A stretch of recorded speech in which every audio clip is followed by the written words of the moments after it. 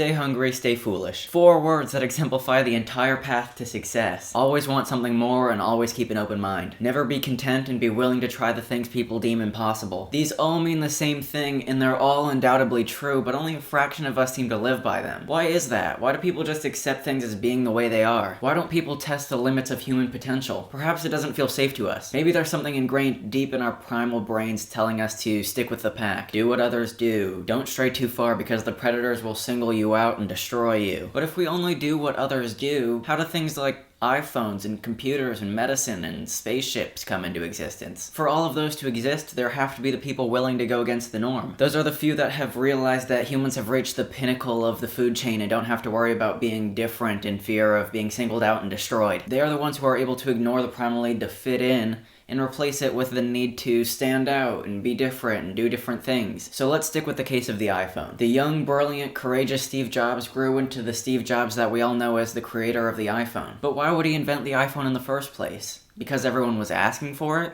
No. He made the iPhone because no one had done it before. Same with the iPod and iTunes and personal computing. Steve Jobs dominated all of those industries because he was willing to take a risk and try the things that no one else would be willing to try. He didn't care what people thought of him. So long as he was creating brilliant new things, he was happy. But he was never content. He didn't make all those things and then say, well, I've made enough stuff now, I think I'm done. He continued inventing and continued thinking and continued innovating until his death. And for that reason, his legacy lives on and will continue to do so indefinitely. Steve saw something he wanted to do and he did it. With no regard for when people told him it was impossible or when people told him he couldn't do it. He continued on, unwavering, until he reached his goal. And then he would set a new goal and achieve that one. And then another and another and another. The amount he accomplished in his lifetime should serve as an example to all of us what hard work and determination can do. If everyone in existence practiced that same level of hard work, imagine where we would be right now. You'd probably be watching this on a different planet than the one I made it on, and I'd probably be 500 years old. But unfortunately that isn't and likely never will be the case. And the real progress will be left up to the crazy few willing to take on the challenge. So go out, be a little crazy, and definitely be proud of it. So thank you all so much for watching, and of course an extra special thanks to all the Morios out there for just being extra cool and awesome and special all the time.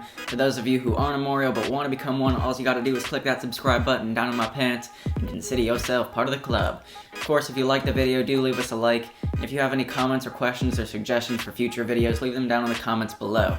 Thank you all again so much for watching, and I will see you all again next time. Bye bye.